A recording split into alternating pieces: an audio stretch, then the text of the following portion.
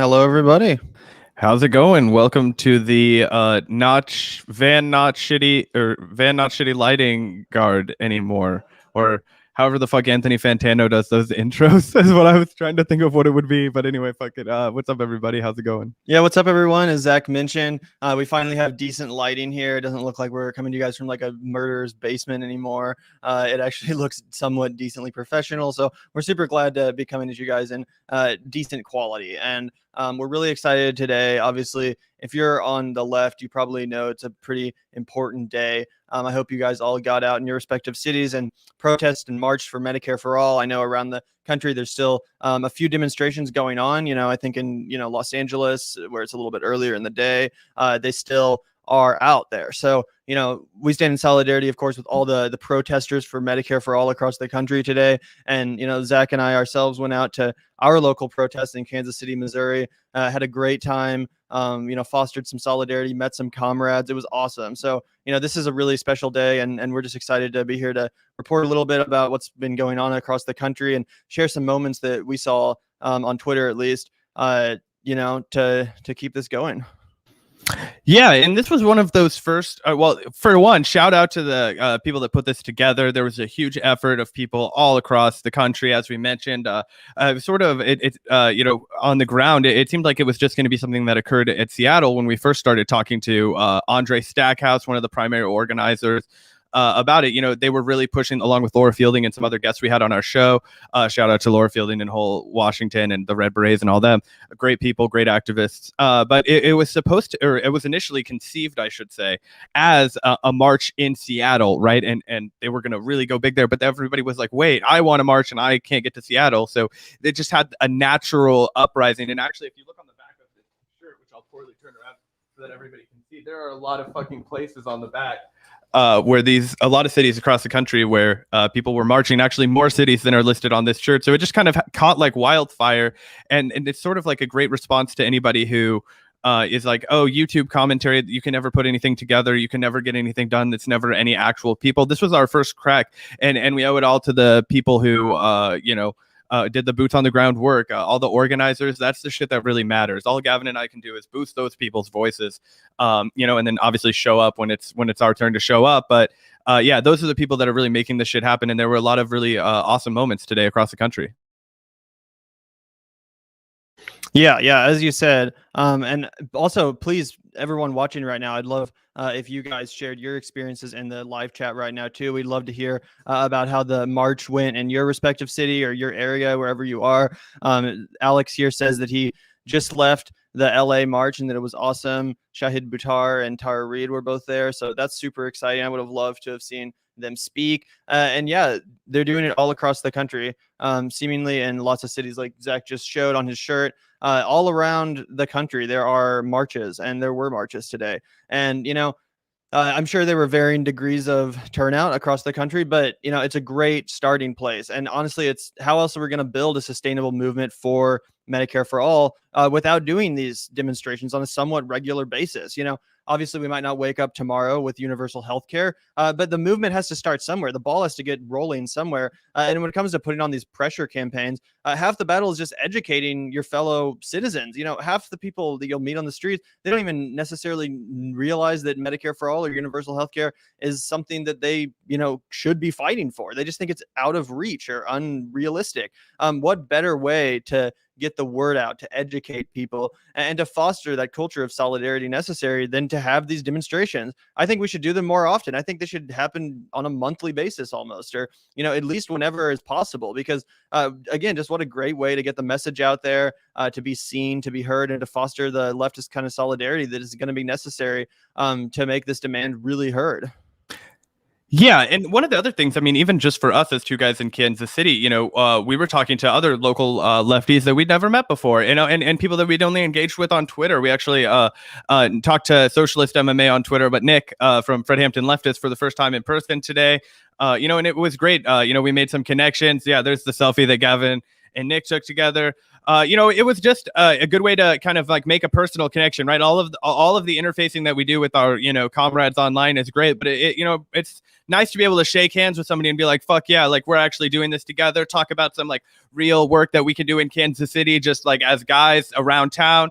And then also what we can do with our respective platforms. Obviously, if anybody's not familiar with Fred Hampton Leftist Pod, highly recommend you check that out. They've booked some amazing guests. They talked to Cornell West. They talked to our main man, Thomas Frank. They've talked to Katie Halper recently, and they have a whole bunch of different style of shows. They have a roundtable that they do with each other. They do a lot of different interview series. So really great stuff over there. And yeah, it's just cool to see people from all over. We were talking to a guy who, driven like 3 hours from rural Kansas, and he was telling us about his activism that he'd done in Manhattan and the housing problems that they're having there. And it's good to just create that network, right? Regardless of how many people you're meeting, this is the first attempt, right? This was the planting of the seeds.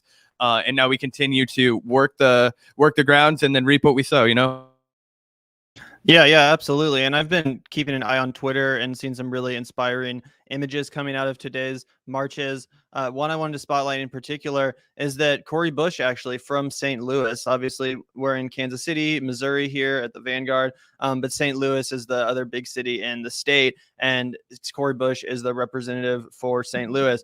We've talked a lot about Cori Bush here on the Vanguard. She was actually one of the people we interviewed back in the early days of our channel, and we were super grateful for that. That being said, I think both of us have kind of shared somewhat of a palpable sense of disappointment with Cori Bush's performance after being elected. I think we can both agree that she hasn't quite brought the ferocity and the fire that we really need her to in Congress. But that being said, credit where it is due. This is awesome that Cori Bush showed up despite the establishment's attempts to kind of muddy the waters and make this march seem like something that it wasn't. Cori Bush saw through the bullshit, and she came out in solidarity with the organizers. They were fighting for a campaign promise that she fought for. And that's super important because, again, obviously there is only so much a congressperson can do, but this is one of the big main things that we do ask them to do is just to show up, just to be there, help organize, bring attention to the movement, because, this brings immense credibility to this march. Someone like Cori Bush here is, not just someone that we like here at the Vanguard, but someone that is a genuine, respected person in Congress. Her being here really brings a lot of credibility and clout to this, and it'll make a lot of people take a second look and say, wait, what are they marching for? What do we want? What's going on? And then, again, like I said, that's the first crucial step, that education, that awareness. Cori Bush, has a lot of power in that respect. And obviously so do the other squad members too. So, I guess it's safe to say that Cori is proving herself to still probably be the best squad member right now, just for showing up here at this march. I thought it was a pretty legendary move. Yeah, I mean, obviously, we've been really vocal of our criticisms of Cori Bush, as we're vocal about our criticisms of everybody. She came on our show and she, assured us that if she was elected into Congress, that she would be demanding $2,000 retroactive checks. She didn't even hold up the checks the first time with the $1,600. She didn't force the vote. These are all things that we've, really raised dramatic concerns about. It's really, jaded my opinion about elected officials broadly, because I do believe that she was a real activist. I do believe that she was somebody that went in with the best of intentions. I don't believe she was lying to us at the time, but rather was molded once she got the position. Setting that aside, I believe she's the only elected member of Congress or the U.S. Senate that showed up to any of these marches. She went to the one in D.C. Likely she was out there for work on the Hill. But yeah, I mean, as guys that are, just down the road on I-70 and Kansas City, Emmanuel Cleaver wasn't going to show up to our fucking, our march. And so you have to give credit where credit is due. That being said, I would have liked to see more. Like, this is a low bar, I feel like, and I feel like we should also say that showing up to the march should be a low bar to the squad. But that being said, it's impressive in the sense that she's the only one that did it, right?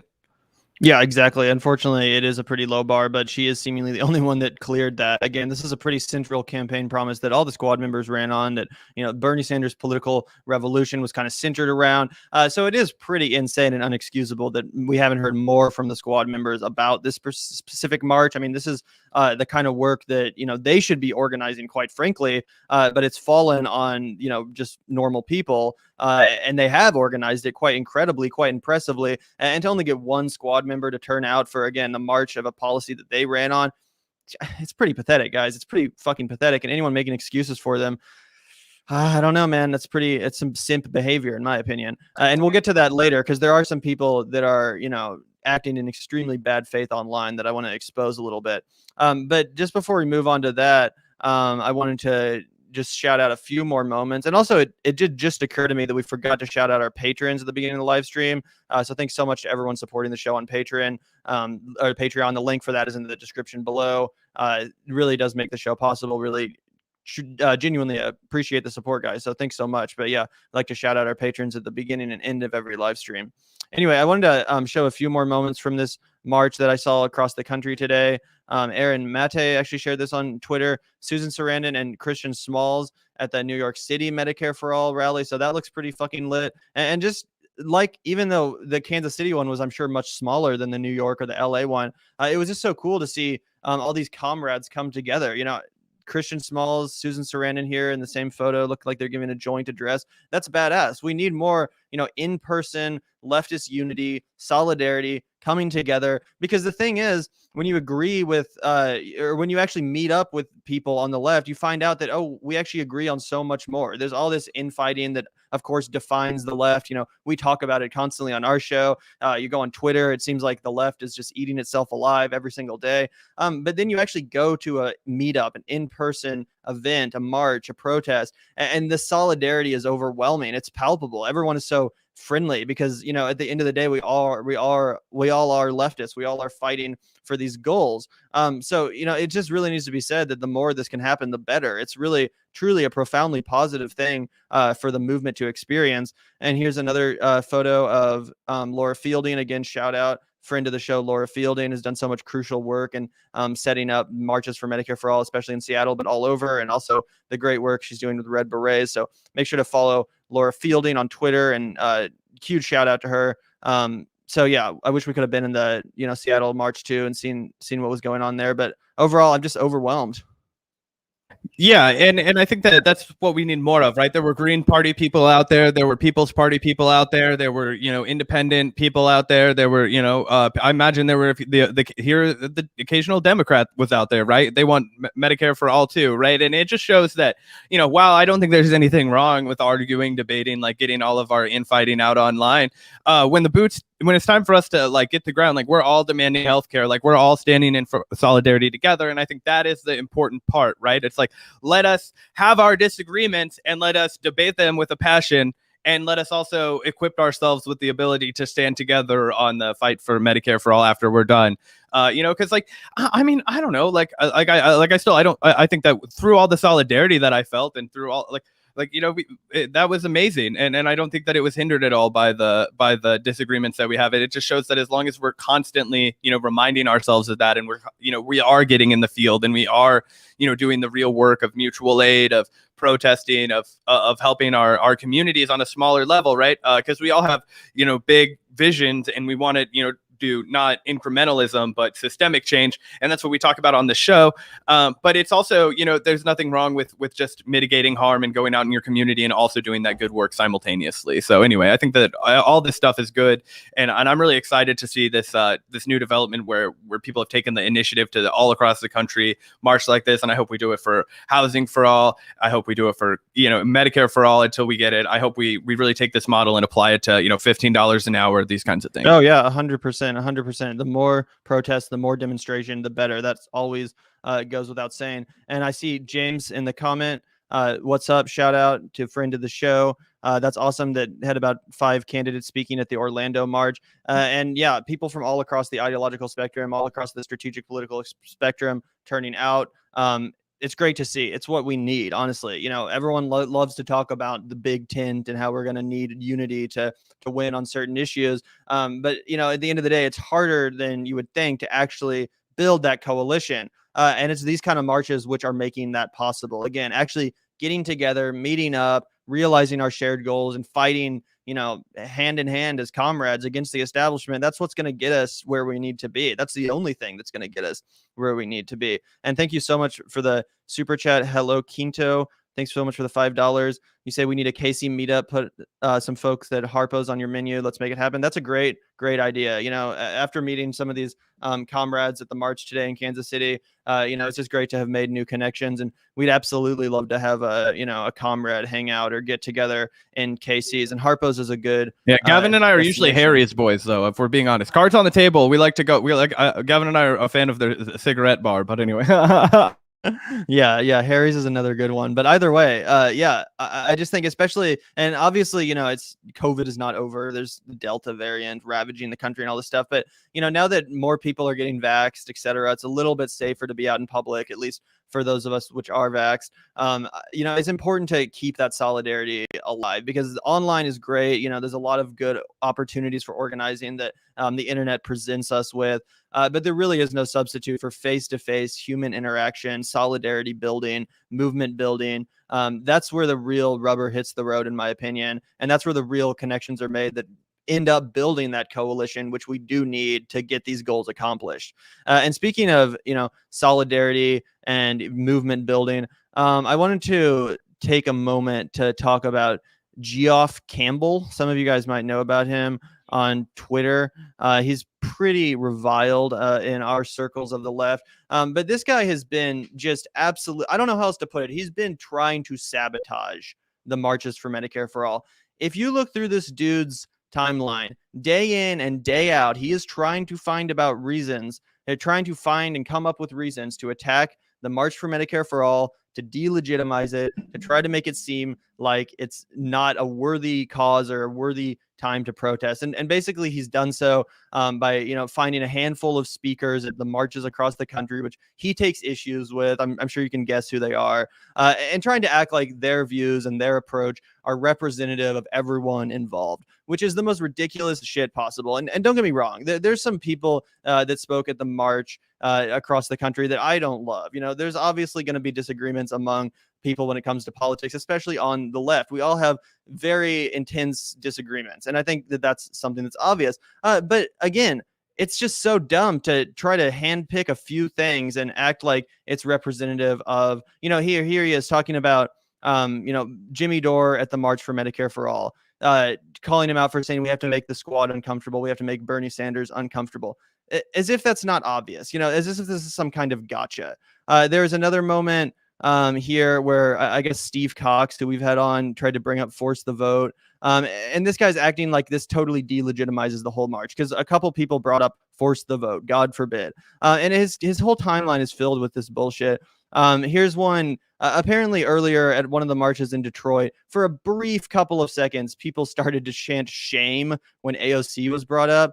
And this asshole is retweeting all this stuff, trying to make this one 30-second clip representative of every march going on around the country, because some handful of people, disaffected citizens that feel betrayed by the so-called squad, they chanted shame for like 20 seconds. And according to this fucking asshole, that's representative of the entire March for Medicare for All, which again happened all across the country. Here's another tweet that he retweeted, which I think is pretty representative of this line of attack, basically saying that because all of these, all the speakers, or half the speakers, are podcasters.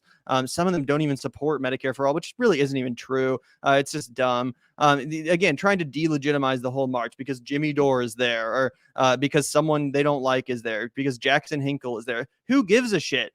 Would you rather these people not support Medicare for All? And again, I'm perfectly willing to say it when I think certain people's beliefs or shows are cringe. I'm not necessarily someone that watches the fucking Convo Couch. But that being said, I'd rather them support Medicare for All than not. I'd rather these people be out there fighting for their fellow Americans' human rights than not. And I think it's ridiculous to assume that we could build a coalition without that, without, accepting into the fold people that do have different opinions than us. It's absolutely insane to me. And I think that Katie Halper actually really distilled this into words well here. She says, there are 40 Medicare for All marches today. Dedicating your entire Twitter timeline to shitting on them because a group of hundreds of speakers has people you don't like in it is embarrassing.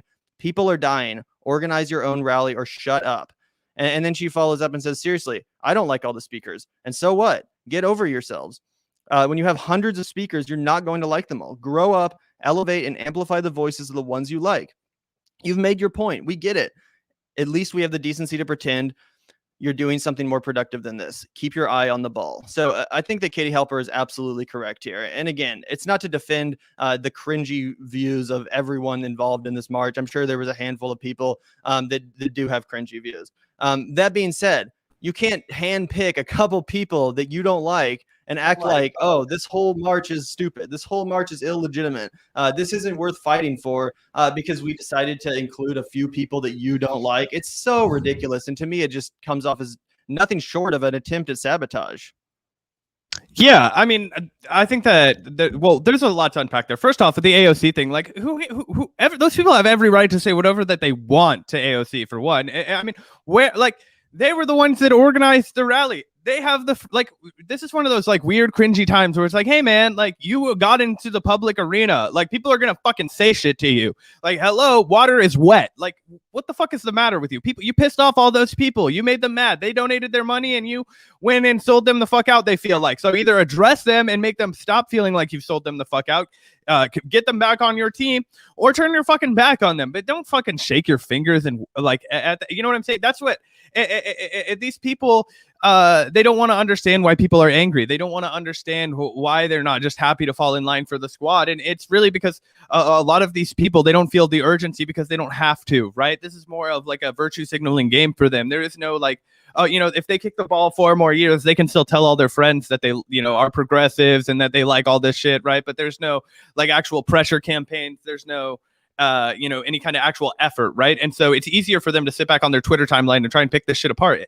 The fact of the matter is that they're trying to like call out like fucking different speakers at the event. It's so cringy. It's so ridiculous. It's like, are you fucking kidding me? Didn't you just have Billy Crystal and like all these other motherfuckers that have killed children, you know, fucking starved countries, done all kinds of war crimes and heinous shit that you've rehabilitated and talked about how, you know, look, what the fuck?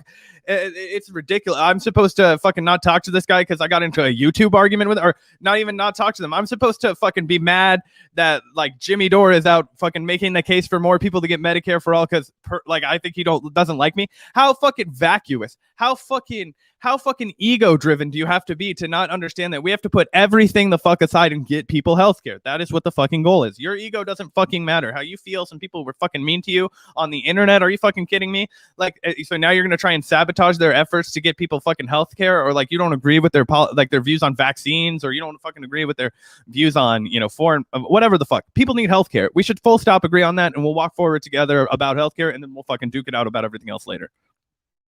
Yeah, I couldn't agree more. And again, to sit there as someone who's just a Twitter troll, essentially, who's not organizing shit, and then to sit back and cast judgment and try to find reasons to criticize other people that are actually organizing, that are actually putting in the work to try to advance a goal that he hilariously also claims to care about and want.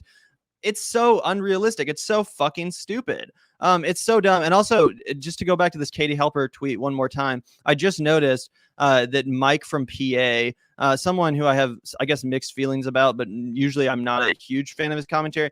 He responds to this and says, seems like a profound waste of effort when there's less than 2 weeks to Nina Turner's election. If she loses, that will be a huge public defeat to one of the most strident public figures in favor of Medicare for all. And this is one of the worst, dumbest, slimiest tactics that I've ever seen people drag out. They try to act like, oh, it's one or the other. You can march for Medicare for all, or you can work on Nina Turner's campaign. I hope Nina Turner wins very much. I would be devastated if Nina Turner loses. I think it would really be a blow to the movement, and I don't want to undersell, you know, Nina's credibility. I think she is a fierce fighter. I think she needs to be in Congress. I really genuinely hope she wins. We've done multiple segments about it, etc. And I would imagine, I would be shocked if Katie Halper does not feel the same way. To try to act like, oh, you can either fight for Medicare for all or for Nina Turner's election is the dumbest shit ever. I'm sorry, but we can, walk and chew bubblegum at the same time. If Nina Turner does win, which again, I will be very happy about, you know what she's going to need in order to make Medicare for all a reality?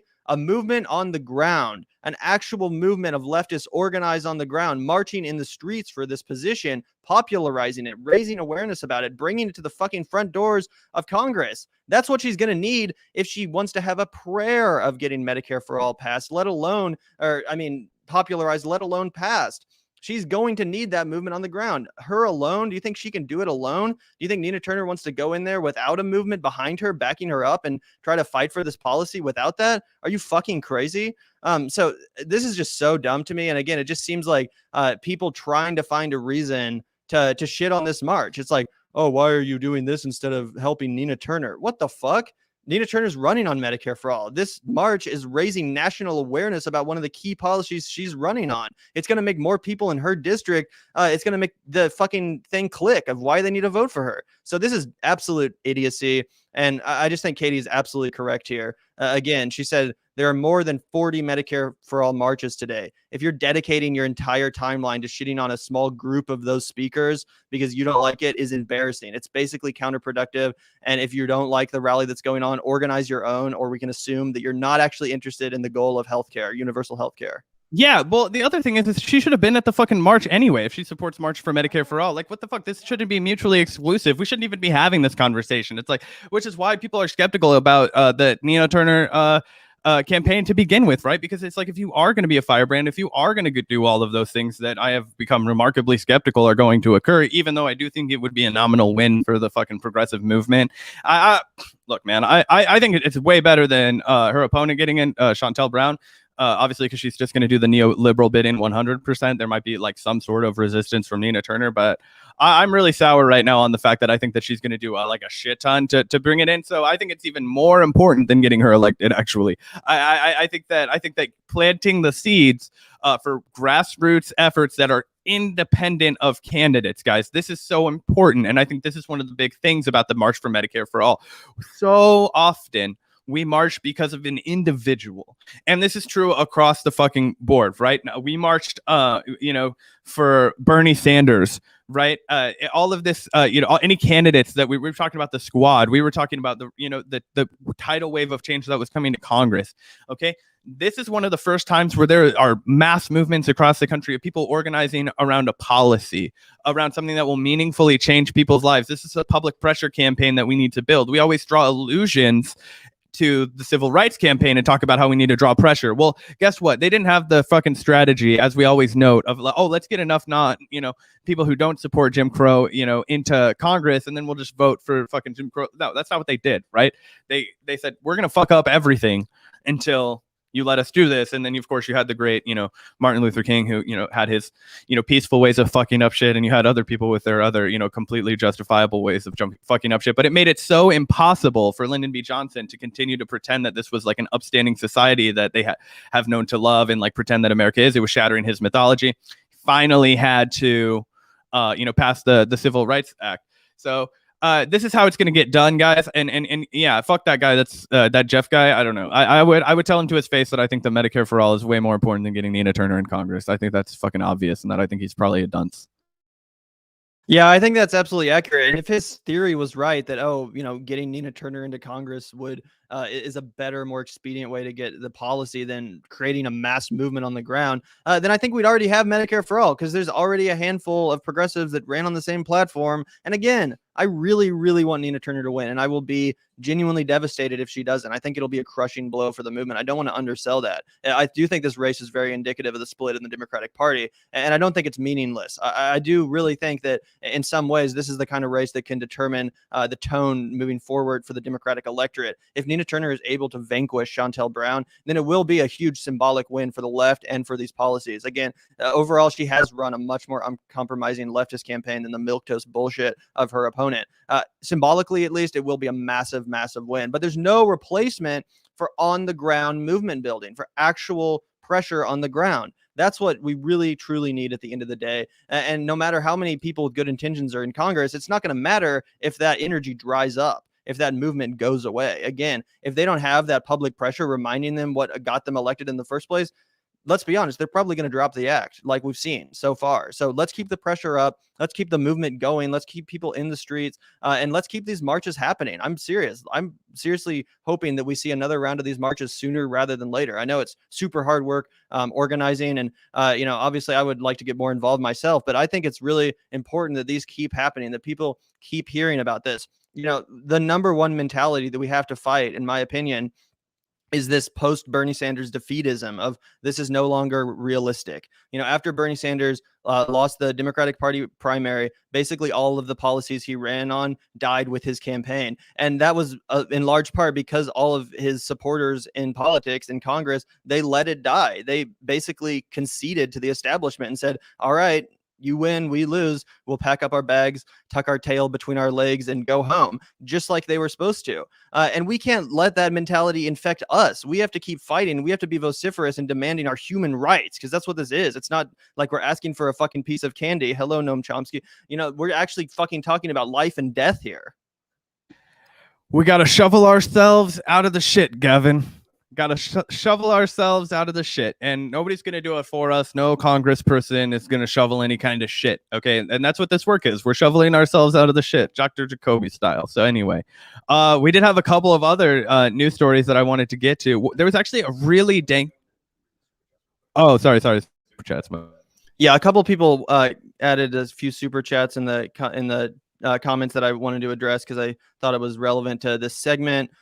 Chris asks, how do you think we can up pressure for the PRO Act and ending at-will employment? If the political machine is bought by businesses, is there a chance? That's super important. And ultimately, I think it's the same kind of strategies that apply across the board, as far as actually being forced to be reckoned with in the streets, getting out there, actually fighting for these policies. I think when it comes to unionization and passing the PRO Act, I think that absolutely the same techniques can apply. But especially in the workplace, it's very important to foster that solidarity of, unions and trying to bring back that sort of organized labor, which has fallen off the map in this country. So thanks for the super chat. Obviously, that's extremely, extremely important too. And with the amount of power that corporations and workplaces have at this point, without strong unions, then a lot of this other stuff is kind of inconsequential, unfortunately. So it's very important that we remember that. So I totally agree. Do you have any thoughts on that? Yeah, just to jump in on that, I think that one of the big battles that we were going to have to deal with in some sort of like pressure campaign, I think that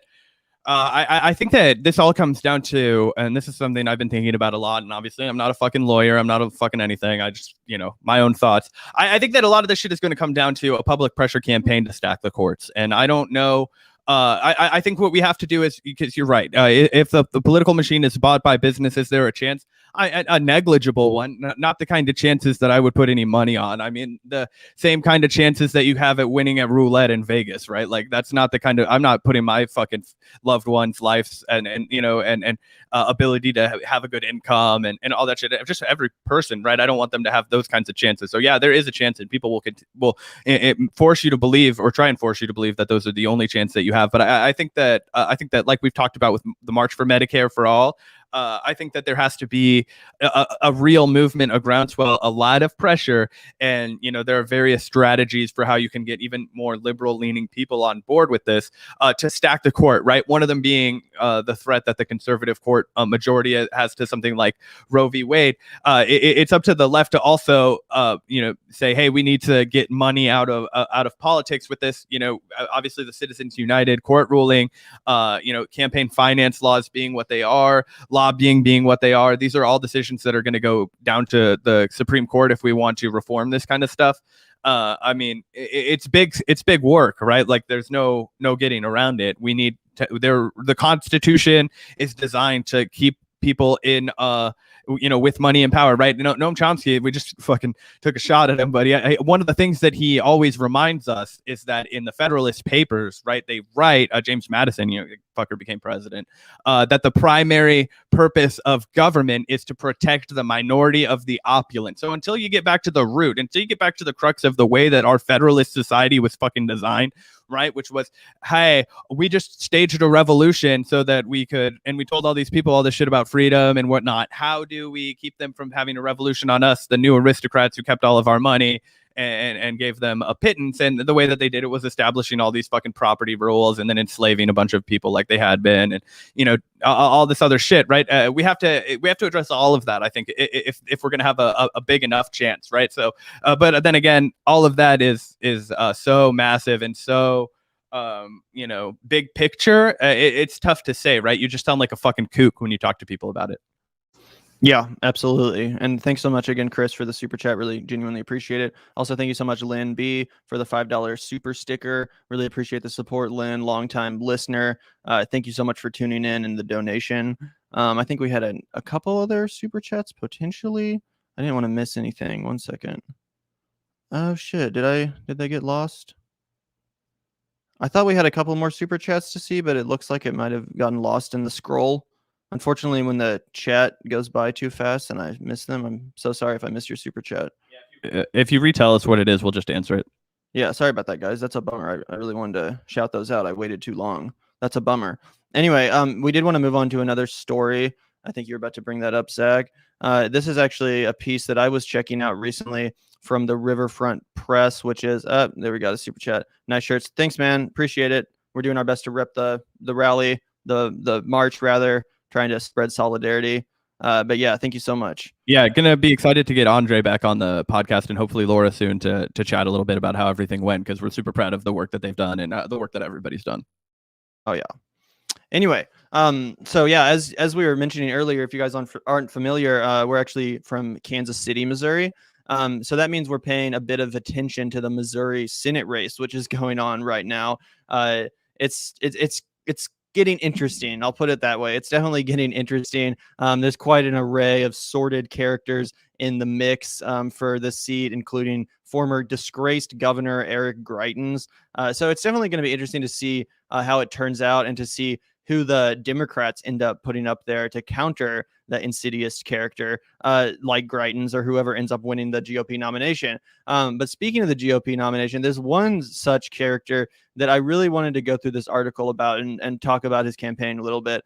And that is no other than St. Louis icon Mark McCluskey. You guys might remember this fucking bastard, him and his wife. I'll try to pull up the infamous photo. But if you're not familiar, this guy was confronted by peaceful protesters walking down his gated community street in St. Louis. He was there. Actually, the protesters were trying to go to the mayor's office in St. Louis because the mayor had actually read aloud. She accidentally, or potentially not accidentally, doxed people that had written complaints to the city, essentially asking them to defund the police. She read the names and addresses of the people out loud. And again, it's not 100% clear if it was intentional doxing or not. Either way, it was an absolute disgrace. And a lot of people were demanding that she resign for that.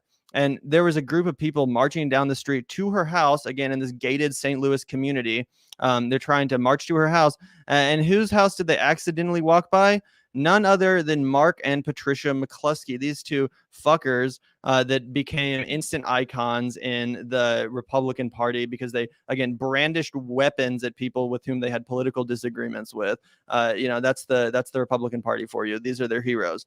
Anyway, certainly an embarrassing moment as a Missourian. This was this image being broadcast across the country as representative of our state. So yeah, not a good look. Anyway, apparently it was a good enough look for him and his crew that Mark has decided to run for Senate. That's right. This guy is actually running for the Senate seat, currently going on to replace Roy Blunt, who's retiring. He's been the longtime congressperson from Missouri, but he's finally stepping aside, which has created this vacuum in which, again, Eric Greitens is running and Mark McCluskey, as well as a couple other people.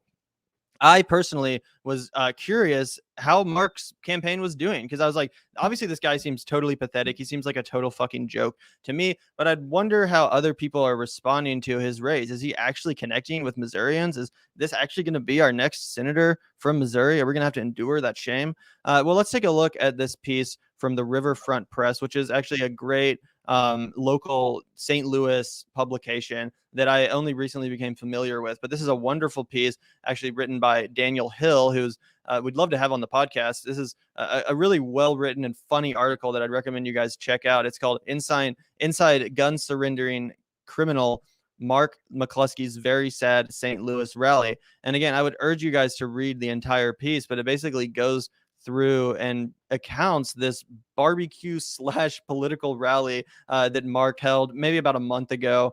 And it was actually commemorating the 1-year anniversary that he pulled the gun on the crowd of protesters. Can you fucking imagine commemorating such an event with a barbecue/rally? Anyway, luckily, no one really seemed to give a shit because despite the fact that none of the big names even showed up in the first place and that the ticket sales were so dismal, they went ahead with it anyway, but to a pretty small crowd, to a pretty pathetic showing. And again, we can go through this whole article if you want, Zach, but I just think it's hilarious the way that this guy's campaign has shaped out and how pathetic this particular account is and how it speaks to his campaign in general. Yeah, I mean, it just shows the pathetic state of American politics, period. I did want to clarify one thing. We were talking shit on the mayor of St. Louis, and that's because they used to have a fucking dog shit mayor, Lyda Crewson. Now they have a pretty based mayor, seemingly Tashora Jones, way better. So I just wanted to clarify to the audience that if you're like, wait, I thought you guys were just talking about how much you loved the mayor of St. Louis like a few weeks ago. They used to have like the fucking worst mayor. And now they have a pretty based mayor thanks to a lot of activism that's been done. But yeah, that one lady, I believe she became mayor in like 2016, she was 2017. Yeah. So anyway, she was terrible and she did not care about the rabid police brutality that was going on in St. Louis and also the poverty and housing issues and all that kind of stuff. Tashora Jones seems to be a much better mayor. That being said, back to the shitty parts of Missouri politics. That was the nice little rosy side. This is just fucking awful because this dude's fucking got a Deep Purple cover band playing at his concert, and it's the original vocalist from REO Speedwagon, Beto O'Rourke's favorite fucking band. He fucking loves REO Speedwagon. He tweets about him multiple times during the fucking, I believe they played a benefit concert for him in like El Paso or something. Yeah. Anyway, just fucking hilarious. But I mean, the thing that's even more sad to me about this is that I have no fucking clue if the Democrats are even going to put up somebody that gets any kind of traction at all. I know there is one guy seemingly that seems to be like, I think we vaguely chatted about him at one point. If you know more about him, please share. But essentially, we have Eric Greitens, who, for people who aren't aware, resigned from the governorship in shame, gave the people of Missouri Mike Parsons instead, the bloody fucker. But yeah, in shame for basically blackmailing a woman, fucking all kinds of like gross sexual shit. You can read about it online. I don't have the exact details, so I don't want to dive into it 100%, but it was really gross. He resigned from governorship in shame. Now he's back. He's been doing a bunch of like right-wing podcasty type stuff. Very like Steve Bannon vein. He seems to be the front runner to me, though I haven't looked at polling. I just, by name recognition, I would assume. But yeah, what do you think as far as Democratic opposition, Gavin? So far, it seems like the Democratic field is pretty sparse. There is one guy whose name is Lucas Kuntz. He was a former Marine, and he actually seems to be pretty decent when it comes to Democratic senatorial candidate. He's a big union guy. He's pro Medicare for all. He's pro $15 hour minimum wage and all that kind of stuff. Again, obviously, I wouldn't, dedicate my life and soul into getting the guy elected or whatever, but he certainly seems like the best of the crop so far, and certainly probably better than Kansas City Mayor Quentin Lucas, who's apparently considering jumping into the race. He probably would have said by now if he wasn't going to. So I think it's definitely something to keep an eye on if Quentin Lucas gets involved. Again, he's our mayor of Kansas City here. He's pretty milquetoast. He's pretty, he's not very strong. I'll just put it that way. He's not someone that I can see necessarily winning a Senate race in a state like Missouri. That being said, if Eric Greitens wins the nomination, that could open up a whole nother can of worms, because similarly to Chris Kobach, actually in Kansas, Eric Greitens is one of these figures who he really appeals to like that hardcore, like insane Trumpian base. But when it comes to winning a statewide election, it might be a little bit more tricky for him to pull off, and it actually might open the door for a slightly more populist Democratic candidate, someone like Lucas Kuntz, in order to actually get the job done. Again, I don't have high hopes, but Eric Greitens is such a vile character. He's such an evil bastard, such a gross person that even a lot of Republicans don't want to be associated with, that it actually would make it possible for someone like Lucas Kuntz or Mayor Quentin Lucas from Kansas City to win in the Democratic nomination and then take the state. If you guys recall, that was basically how Claire McCaskill actually got into the U.S. Senate to represent Missouri, who's also extremely milquetoast and pretty underwhelming Democrat herself. But her opponent was actually just so vile. He made some really disgusting comments that even a lot of Republicans just didn't want to have anything to do with him. And that allowed Claire McCaskill to win the race.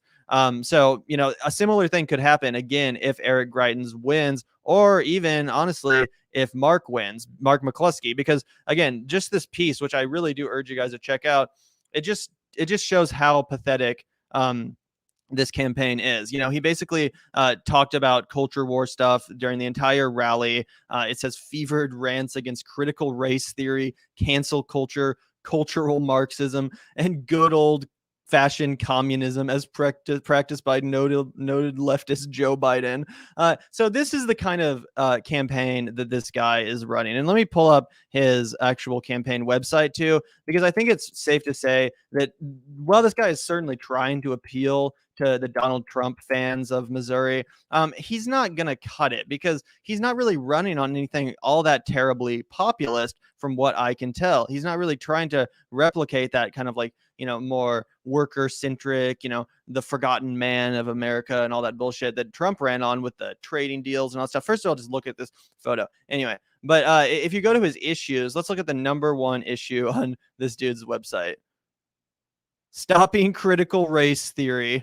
So yeah, if you're wondering what the desperate and forgotten men and women of Missouri are really worried about, what keeps them up at night, I can assure you it's not stopping critical race theory. Again, this is the kind of rhetoric that you maybe are going to get a few like Fox News junkies to vote for you based on, which this guy himself very clearly is. That's what his entire political persuasion is based around, is Fox News. But when it comes to actually building the kind of coalition to win an election, and really uniting the working class behind you, you can't just talk about culture war issues and critical race theory and stuff like that. Not in Missouri. There are serious issues in this state. There's serious issues with infrastructure, people's lack of access to healthcare, lack of jobs, farmers getting the shaft at the hands of corporate businesses. Like there are real issues that people care about. And despite the fact that Missouri is obviously home to a lot of dullards and dunces and idiots, these are still, for the most part, working class people that actually would respond to a populist message. And again, the fact that this guy can't even figure out how to, craft a campaign that's based around literally anything other than defending Trump and stopping critical race theory amid a bunch of other, fucking gobbledygook and culture war issues. It's pretty pathetic. And it tells me that this guy is not going to, make it, so to speak. He's not going to get through the primary. No, he's like one of the Republican sideshow kind of guys, right? He's just like you said, just like a dunce kind of a dude. He had his like 5 minutes of fame and now it's gone and he's trying to recreate it. He's got some cash that he can spend on rallies, financing, marketing, whatever the fuck. But yeah, I think you're right. He's on your broader point about Greitens having a Kobach effect, which is I think the bigger issue here. Basically the only way that a Democrat could slip in. You mentioned that Todd Akin lost to Claire McCaskill, who is easily the most uninspiring neoliberal motherfucker in the world. Claire McCaskill, like, I mean, God, how many times does she shove her foot in her mouth ever since she should have just retired and gotten out of fucking politics? Jeez. But that being said, she was better than Todd Akin, and I imagine that if Greitens does get the nominee, that we'd have a serious contender.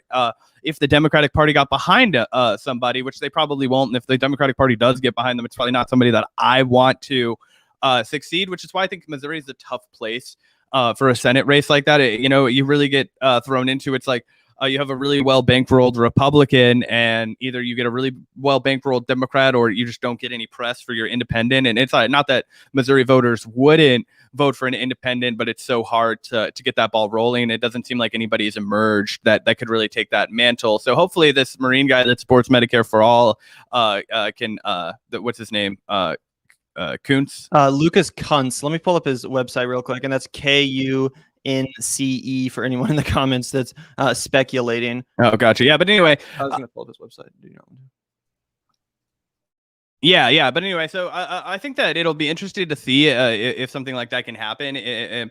But really what it'll come down to is just how odious is the Republican Party, right? It's the same way that Laura Kelly was able to win in Kansas, I imagine, right? It's people always assume that we're in like deep red country here, and a lot of places there are pockets of deep red, but Missouri is not like an unwinnable state for somebody that has like a blue collar union messaging.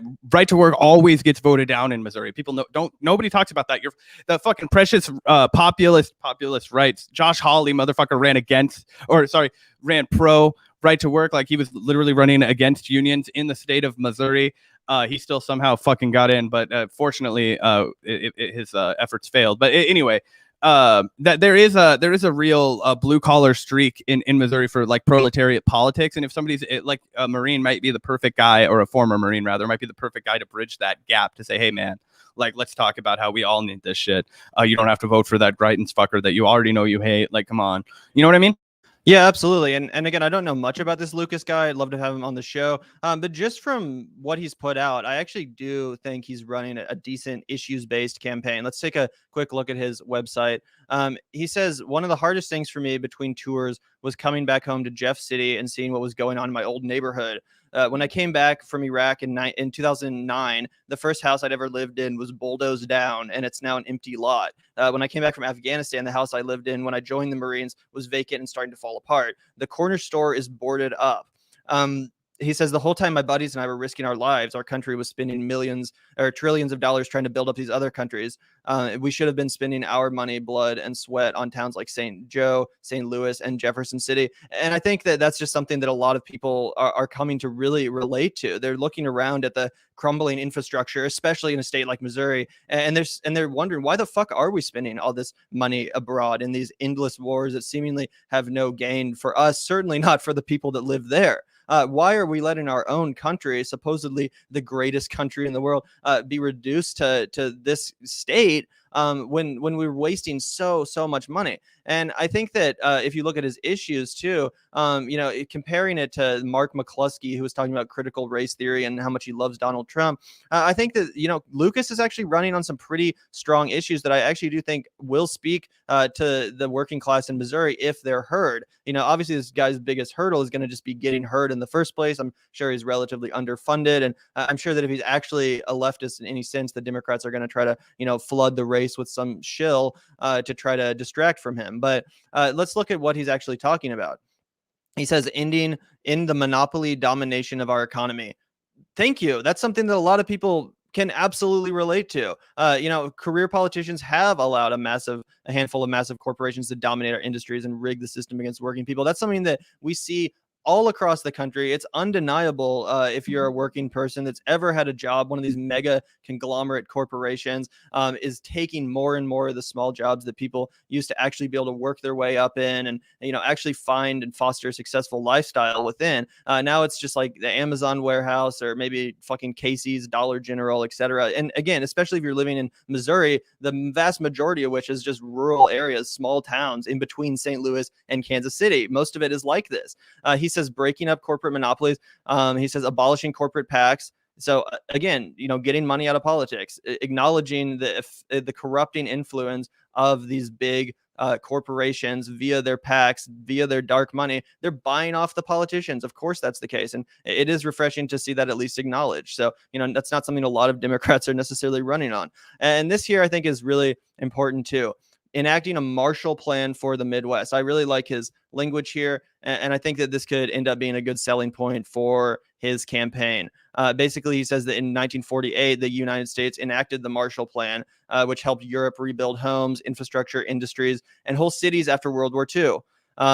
So, after 40 years of devastation from unchecked monopoly power, it's time to invest here in the heartland through a Marshall Plan for the Midwest to build forgotten communities, create the next generation of energy jobs, and bring power back to American workers. And this just seems like such an obvious thing, but of course it hasn't happened, and it probably won't happen. So, I think this is good language. I think this is absolutely the kind of thing that, the Midwestern centered kind of infrastructure plan that we need, because so much of this country is quote unquote flyover country. It gets ignored. It doesn't get that influx of tourist money, etc. It really has been abandoned, and in no small part because of the Republican legislatures, which defund and destroy states. So I think that for a guy running as a Democrat, this guy is probably the best shot we have here in Missouri. Again, I'd like to see him on the show. I'd like to ask him some more about his his plans, because it's one thing to say I'm in favor of all this stuff. It's another thing to actually fight for those things once you're in the Senate. So of course, I'm sure there's lots of differences we have strategically and all that stuff. But this is a guy that is running on access to universal health care. He's 100% in favor. So overall, I think he's pretty decently based for a Democratic candidate. More than decently based, dude. I'm looking at that and I'm saying this guy knows how to message to Missourians. This guy is fucking from here, man. And that's not something that you see all the time, right? Like, we talk about it all the time. We rant and scream. People who watch left YouTube, like, they know that everybody rants and screams. Like, you can make a populist message for working class people that, it transcends all of that other bullshit.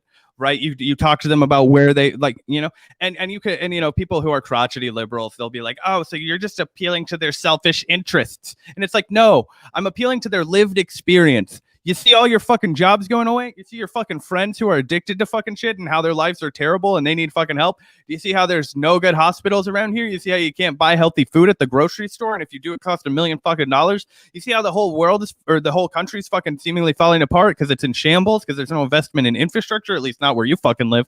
You know what I mean? And you start talking to those people, and it's like, hey man, remember when the United States was like the best country in the world in people's eyes, right? Like, you got to use that kind of language. People, if you're trying to meet like a fucking scratch the ice with one of these motherfuckers, you got to try and like appeal to that mythology. Otherwise, you can't even get them on your team. And now that's exactly what he's doing, right? Like, people like my dad, they love to be like back-to-back World War II champs, World America, USA, like all that kind of shit. And I'm like, okay, bro, like I get it, but you know what I mean? That's why he calls it the Marshall Plan. Like, he's not saying we're going to spend a shit ton of money on infrastructure. He's going to say we're going to do what we already did over there for those countries. How come we can't do it for us? That makes sense to people. Yeah, and it also, a lot of these people, working class people in Missouri, farmers, hardworking motherfuckers, man, they don't want to feel like shit is being handed to them, and that's what the fucking right exploits, right? Like, we have to remind people that no, you are producing this value already. You have already earned this shit. They've stolen it from you, man. So the right always wants to talk about how, these are like entitled little fucking bratty people requesting shit. No, it's like you've been stolen from, so you have a right to demand this shit back, right? These corporations have stolen your right to have a public health infrastructure that actually works for the people, right? And now we're reclaiming it, right? Like, these billionaires have stolen the wealth that should have been taxed, and we're going to use that money to fix America. And also, we don't even, we could do it immediately, right? Like, we talk about this all the time, but I think it deserves mentioning, right? Like, it's not like we don't have the money to do this shit. You raise enough noise, you get you can force the government to print money and do it. They did it for Wall Street, $1 trillion a day, all this kind of stuff. So when people are like, oh, we can't pay for it, yes, we can. We gave Wall Street $1 trillion a day for 5, 6, 7 fucking days in May of the pandemic crisis last year. So we have money, we print it whenever rich people need it. We can print it for poor people too. And that's how you kind of start to make these changes, right? So overnight, he can't campaign as if he's a fucking New York leftist that's like, talking about all this shit. And I would be, interested in knowing what his views on foreign policy are before I heap too much praise on this fucking guy. But I think that if he's running to win in Missouri, this is the way to fucking do it. Yeah. I mean, given his experience as a Marine, I would hope that he's not pro intervention and all that, but yeah, it definitely remains to be seen, I guess. And also, I guess, as some proof that his message of economic populism is selling to some extent in our great state of Missouri, it does look like his campaign has outraised both Eric Greitens and Mark McCluskey, the two criminals, as he says, that are the top contenders for the GOP nomination. Today, we learned how our grassroots energy stacked up to campaigns across the country. And yeah, he actually raised more in Q2 than even John Fetterman in Pennsylvania, who's a much more high-profile Democrat. That guy was all over MSNBC. This is a pretty impressive number, to be completely honest, and I wasn't 100% expecting it, but I am proud to see, and I'm really hoping that this campaign goes further, because again, this guy is actually running on the kind of message as a Dem that can win in Missouri, especially when you're up against these sickos and freaks like Eric Greitens and Mark McCluskey. But yeah, so definitely something to keep an eye on. Again, I'd like to have the guy on the podcast to maybe grill him a little bit more on what he actually plans to do if he were to get elected, because again, it's one thing to say you're in favor of good things. It's another thing to actually fight for those things. So we'll see what happens, but I'm definitely intrigued by this. I'm definitely a little bit cautiously optimistic, I guess I would say. So yeah, we'll keep you guys updated on the Missouri Senate race. It's something we're obviously keeping our eye on for obvious reasons. But yeah, thanks for the super chat, open source dev. Thanks, really appreciate that $5. Keep up the good fight, comrades. Cheers from the USA's hat, Canada. Well, thanks so much Cheers, for tuning in. We love our Canadian listeners and really genuinely appreciate the support, open source. So thanks so much. And then Municipal Ecology donates $5. Thank you so much. And says, hey, could you try having the guys on from the Seriously Wrong podcast? They do some incredible work. Also, have you heard of Murray Bookchin? We are not familiar with the Seriously Wrong podcast. Would love to get in contact with them, though, and have them on if they seem like our views would align in some senses, or even not. I'd be down for a good old debate. But yeah, that's awesome. Thanks for the recommendation. And do you know who Murray Bookchin is, Zach? I don't know who that is. Let me Google that person really quick so we can announce it to our audience in case other people are unfamiliar. We do appreciate the it's an American philosopher. It looks like he recently, or not recently, passed away in Burlington, Vermont a while ago, but an anarchist, political philosopher, trade union organizer, and educator. No, I'll have to check out this guy's work and get back to you. It looks like he's influenced by like the Peter Kropotkin, Emma Goldman left wing. So that's really interesting, and we'll definitely have to check that out. You know that Gavin and I have our sympathies with anarchism.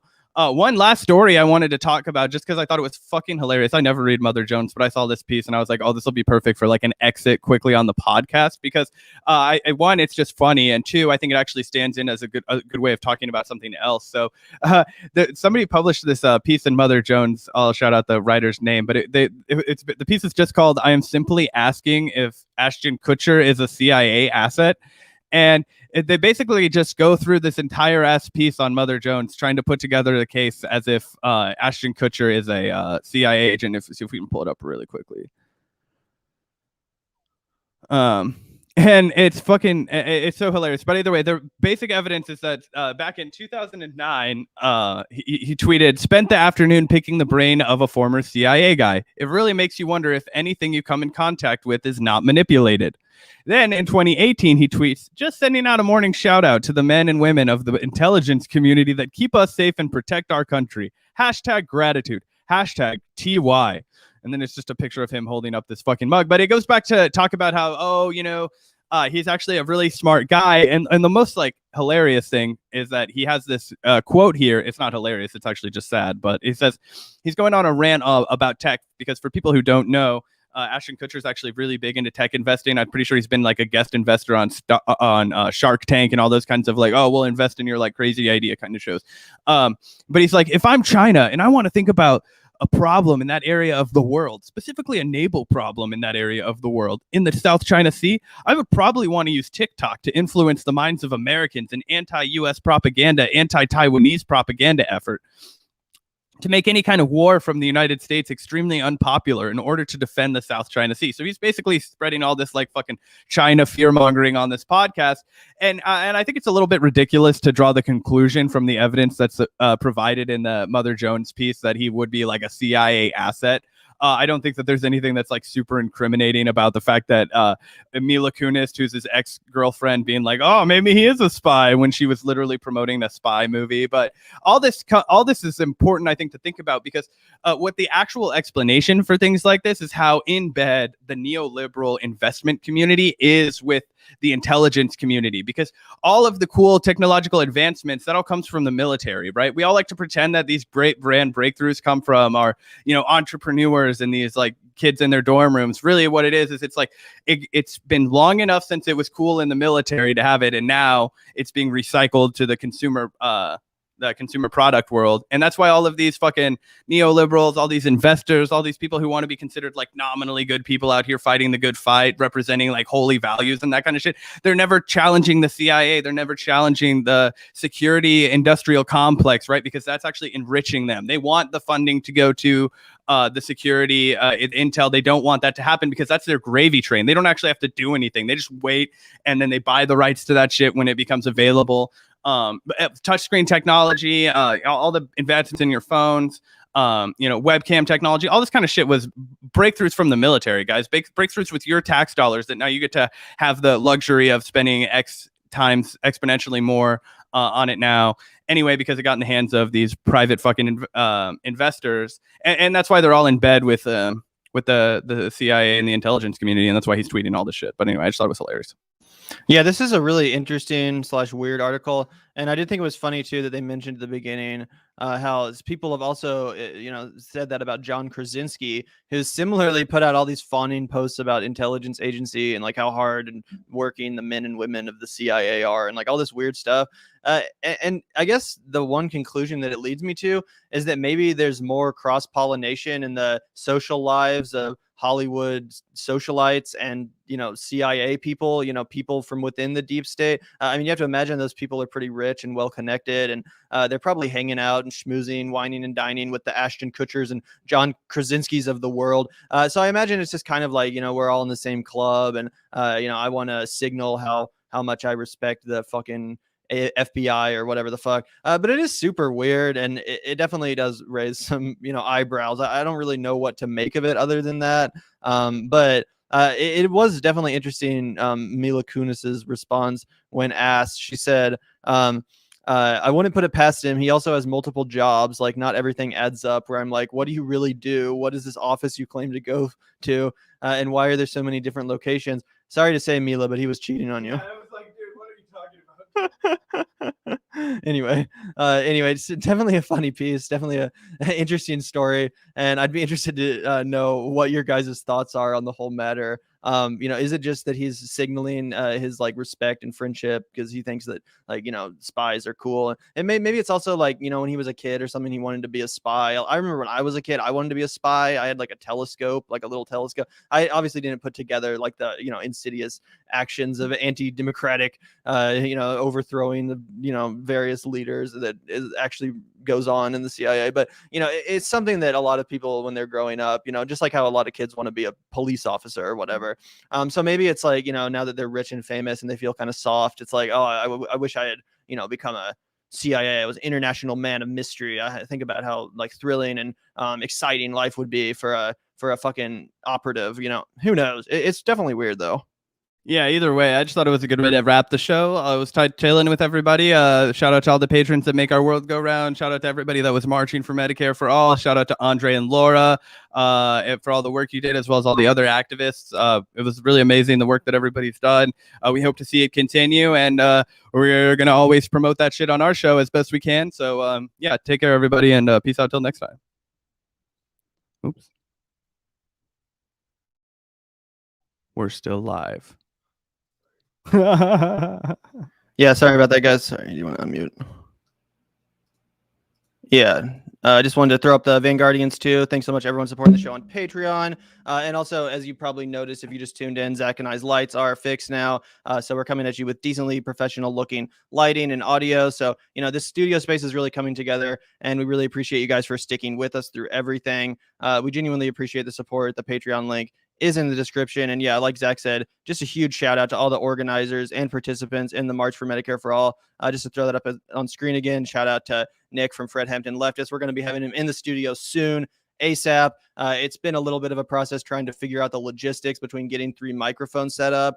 Just because it's, when we're doing this as amateurs without any help, without any producers, it's tough to figure out audio issues. But coming very soon, we're going to have Nick in the studio in person for a live interview. And we're super, super excited for that. Obviously, he's one of our good KC comrades, and we want to make sure that we're platforming and having on fellow lefties from the area. So yeah, big shout out to Nick. Big shout out to everyone we saw and met at the March for Medicare for All in Kansas City. It was lit.